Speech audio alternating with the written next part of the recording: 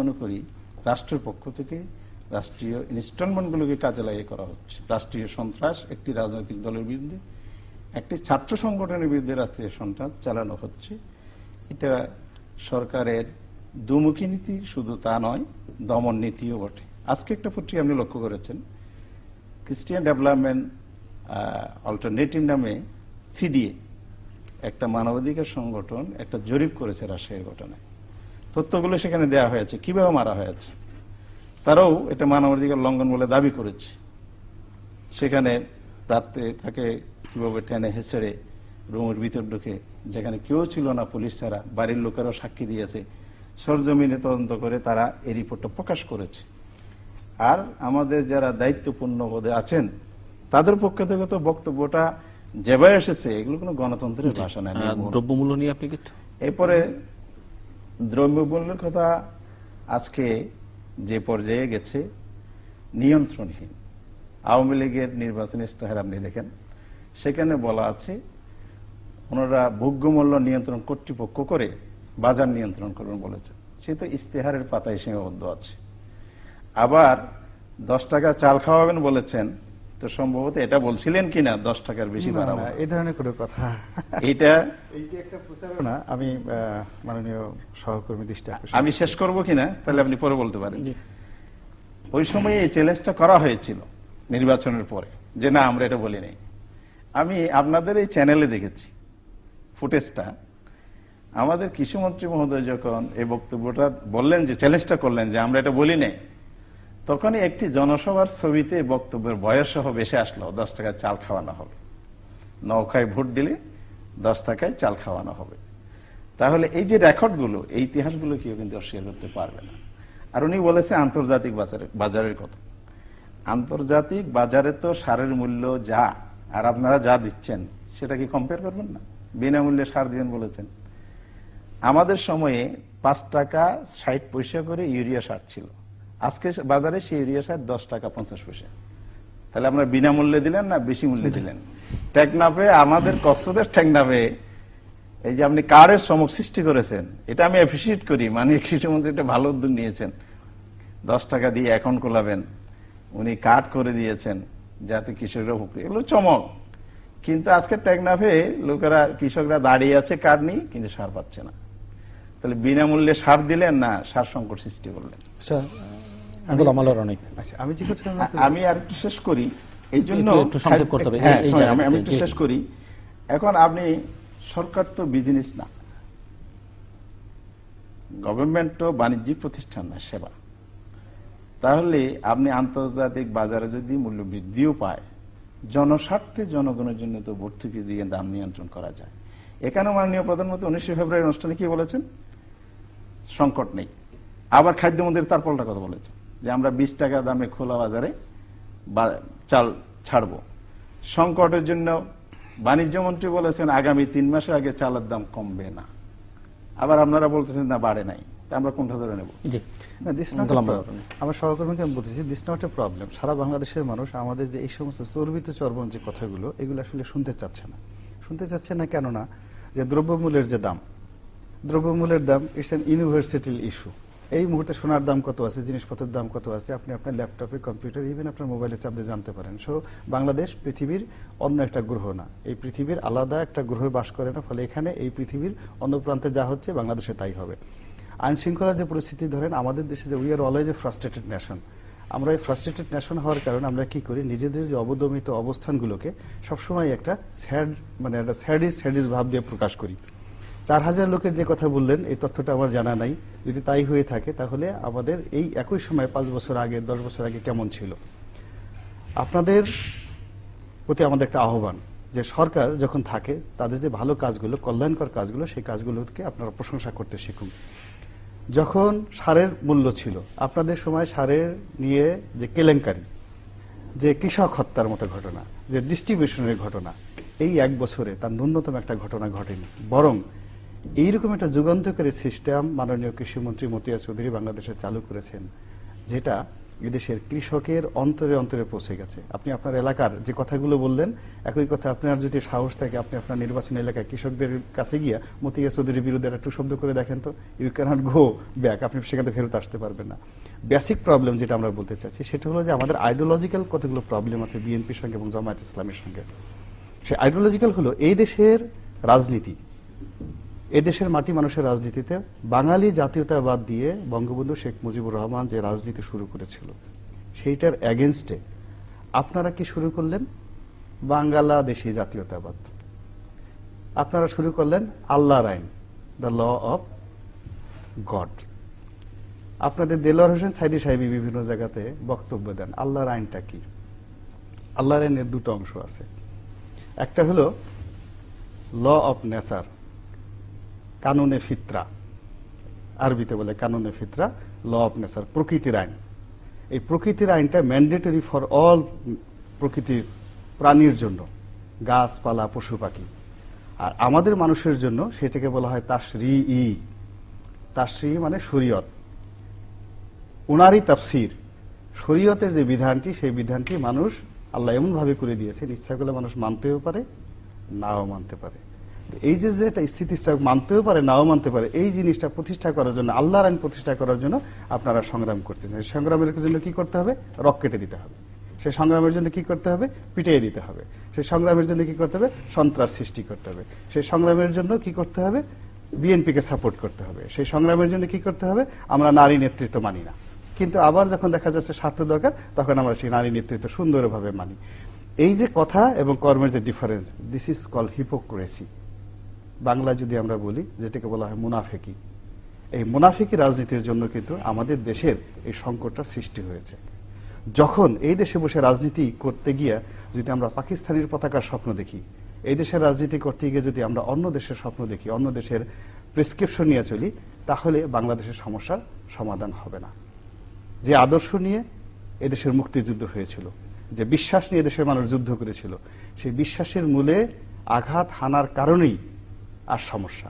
রাজশাহী বিশ্ববিদ্যালয়ের ঘটনা বলেন, আইন শৃঙ্খলার ঘটনা বলেন, যা কিছু বলেন, প্রত্যেকটা জায়গায় আপনি চিন্তা করেন তো 1975 সনের 15 আগস্টের এক বছর আগের থেকে আপনারা কি কাজ করেছিলেন? টু দি পয়েন্টে জামায়াত ইসলামী কি করেছিল, বিএনপি কি করেছিল, জিয়াউর রহমান কি করেছিল, তার বংশবত কি করেছিল? বিএনপি ছিল না তো তখন, বিএনপি ছিল না, তাদের বংশবত, তাদের সমর্থনকারী যারা ছিল তারা কি করেছিল? আপনি দেখেন এই যে আমাদের মাহফুজা নাম সাহেব আছেন, তার বাবা আবুল মনসুর আহমদ সাহেব, ফেরদৌস আহমেদ কুরেশি, আমাদের ফরিদপুরের ঠ্যাঙ্গামারির আব্দুল হামিদ চৌধুরী, এই সবাই মিলে এই যে বাঙালি জাতীয়তাবাদের এগেনস্টে বাংলাদেশি জাতীয়তাবাদ সৃষ্টি করলো। সমস্যা কিন্তু সেখান থেকে আল্লাহর আইন প্রতিষ্ঠা করতে হবে। কথা এক, কর্ম এক। আপনারা পৃথিবীর মানব জাতির ইতিহাসে যেই দিন থেকে আমরা 1400 বছর আগে ইসলামী কানুন সৃষ্টি হলো, ইসলামী রাষ্ট্র প্রতিষ্ঠা হলো, একটা দেশে একটা সমাজে, আপনি তো একজন এই দলের সম্মানিত সংসদ সদস্য, আপনি দেখেন খোলাফায়ে রাশিদিন থেকে শুরু করে সারা পৃথিবীতে মুসলমানরা প্রায় 1000 বছর রাজত্ব করেছে সার্বভৌমভাবে। কোন দেশে আল্লাহর আইন এইভাবে তারা প্রতিষ্ঠা করেছে? সব জায়গাতে তারা ধর্মনিরপেক্ষ আইন চালু করেছিল, সব জায়গাতে law was for equal for everybody, কোথাও জোর করে। এই যে দেখেন আমাদের দেশের একটা জিনিস আপনাকে উদাহরণ বলেন তো, একটা শব্দ আল্লাহ, এটা আল্লাহর একটা পিওর নাম, specially this is an asset for Muslim. আল্লাহ যদি গড ধরেন ইংরেজিতে, এইটা আমাদের শব্দ না, মুসলমানের শব্দ না, এটাকে গডেস করা যায়, বহু বচন করা যায়, স্ত্রীলিঙ্গ করা যায়। যদি খোদা ধরেন, ফার্সি শব্দ, সেটার স্ত্রীলিঙ্গ খুদি, খোদার স্ত্রী শব্দ খুদি, কিন্তু আল্লাহ হলো আমাদের একক শব্দ, শুধুমাত্র মুসলমানদের শব্দ। আচ্ছা, তদ্রুপ বিসমিল্লাহির রহমানির রহিম, এটা কোরআনের একটি আয়াত। মুসলমানরা যদি বিশ্বাস করে এটি আমাদের ওযু করতে হবে এবং এটাকে পবিত্র জায়গায় রাখতে হবে। কত বড় মুনাফিকি! কি করেছেন? সংবিধানের প্রথমে বিসমিল্লাহির রহমানির রহিম লাগিয়ে দিয়েছেন। এখন আপনি বলেন যে লোকটাকে আল্লাহকে বিশ্বাস করে না, এই বাংলাদেশে অনেক লোক আছে নাস্তিক, সে যখন এই সংবিধানটা ধরবে, আমরা কি বিসমিল্লাহির রহমানির রহিম সংবিধানে ঢুকিয়ে আল্লাহকে অপমান করলাম, ইসলামকে অপমান করলাম, না ওই লোকটাকে অপমান করলাম? কিংবা ধরেন কোরআনের আয়াত, সংবিধান পকেটে নিয়ে একজন বিধর্মী হিন্দু আছেন বা একজন উপজাতি লোক আছেন, সে বাথরুমে চলে গেল, বাথরুমে গিয়ে কোরআন শরীফ বইটা নিয়ে ঘুরতে বিসমিল্লাহির রহমান, পরম করুণা আল্লাহর প্রতি বিশ্বাস, সে বিশ্বাস করে না। এই যে দেখেন ধর্মকে ব্যবহার করে আমাদের দেশের ধর্মপ্রাণ মানুষদেরকে বিভ্রান্ত করে একটা ইজম চালু করে রাজনৈতিক ফয়দা লোটার যে অপচেষ্টা, যেটা 4 দলীয় ঐক্যজোটের লোকজন করে যাচ্ছে, এবং প্রবলেম সেখান থেকে শুরু। আজ যদি আমাদের দেশের জাতীয়তাবাদ, আমাদের বুঝতে হবে বাঙালি জাতীয়তাবাদটা কি, এই দেশের যে সংস্কৃতি, এই দেশের যে ইতিহাস, সেটা হলো 3000 বছরের রাজনৈতিক ইতিহাস, ভাষার ইতিহাস। আমরা বাংলা ভাষায় যে কথা বলি, সেই বাংলা ভাষায় কথা বলি, সেই বাংলা ভাষার ইতিহাস 1000 বছরের। এই দীর্ঘ রাজনৈতিক পথ পরিক্রমা এবং সংস্কৃতির ইতিহাসে আমাদের যা কিছু কল্যাণকর, যা কিছু ভালো ট্র্যাডিশন, ঐতিহ্য, সেটাই আমরা আমাদের জন্য অনুকরণীয় মনে করব। আর এই কারণেই আমরা বলি যে বাংলাদেশি নামটার পরিবর্তে বাঙালি, অর্থাৎ বাঙালি যে শুরুটা যেখান থেকে হয়েছিল সেখান থেকে আমরা সমস্ত ভালো জিনিসগুলো অনুসরণ করব। দ্যাট ইজ কল বাঙালি জাতীয়তাবাদ। যদি গিয়াসউদ্দিন আজম সাহেবের কথা মনে করেন, শায়েস্তা খাঁর ভালো কর্মগুলো শুরু করেন, আপনাকে বাঙালি জাতীয়তাবাদের কথা স্মরণ রাখতে হবে। কিন্তু বাংলাদেশের জাতীয়তাবাদ যদি বলেন 75-এর 15ই আগস্টের পর থেকে আপনাদের কর্মকাণ্ড, সেই স্বৈর শাসন বলেন, যা কিছু বলেন, এইগুলোকে নিয়ে হলো আপনাদের বাংলাদেশি জাতীয়তাবাদ। আর আমাদের দেশের নিরীহ সাধারণ মানুষদেরকে শুধুমাত্র ধর্মের নামে এই জিনিসটা বুঝিয়ে দাড়ি টুপির দেখিয়ে ভালো পোশাক আশাক পরিয়ে বলতেছে না এটা খারাপ। জি না, আমার বন্ধু বললেন যে ওনারা আমাদের 5 বছরের দ্রব্যমূল্য আইন শৃঙ্খলা দিয়ে ইঙ্গিত করেছেন। ওনারা 1 বছর চালালেন মর্নিং সোর্স দ্য ডে, এই প্রবাদটি এখানে প্রতিফলিত হয়েছে। সবসময় সেটি ঠিক হয় না। এই 1 বছরে আমরা বুঝে গেছি কি হচ্ছে কি না হচ্ছে, দেশের জাতি ভালো করেই জানে। সুতরাং ওনারা আইন শৃঙ্খলা যে রক্ষা করতে পারেন নাই, ওনারা যে দ্রব্যমূল্য নিয়ন্ত্রণ করতে পারেন নাই, এই যে হাজী আহমদ হোসেন 70 নম্বর ওয়ার্ড কমিশনকে হত্যা করা হলো, একজন চাল ব্যবসায়ীকে হত্যা করা হলো, আপিল উদ্দিন বিশ্বাস, এই ঘটনাগুলো কি আইন শৃঙ্খলার অবনতি নয়? এটা এখন নয়, 96 সালে যখন ওনারা ছিলেন, সেই ঢাকা পুরানো ঢাকাতে 14 টুকরা করেছিলেন একজন অ্যাডভোকেটকে, এবং জায়গায় জায়গায় জয়নাল হাজারী, শামীম ওসমান সহ গডফাদার তৈরি করে ওনারা কি করেছেন সেই ইতিহাস আমি যাব না। এবং 74 সালে কি হয়েছে এটা আমরা জানি। 72 থেকে 75 পর্যন্ত, আগস্ট আগ পর্যন্ত যে ঘটনাগুলো ঘটেছে সেটা ইতিহাস সাক্ষী। 36,000 রাজনৈতিক কর্মীদের হত্যা করা হলো, সিরাজ সিদ্দারকে হত্যা করা হলো, বাসন্তী যে জাল পরিধান করলো, এই ইতিহাসটা আমাদের সামনে আছে। দ্রব্যমূল্যের ইতিহাস, আওয়ামী লীগ ক্ষমতায় আসলে কি হয় 96 সালেও আমরা দেখেছি, 72 থেকে আমরা 75-ও দেখেছি, আজকের এই সময় আমরা দেখতে পাচ্ছি। উনি অবশ্যই আদর্শিক কথা নিয়ে আসছেন এখানে, এগুলো তাত্ত্বিক কথা, জনগণের কথা বলতে এসেছি। সে মানে গভীর বিশ্লেষণ গেলে সেমিনারে বসতে হবে, রাউন্ড টেবিলে বসতে হবে।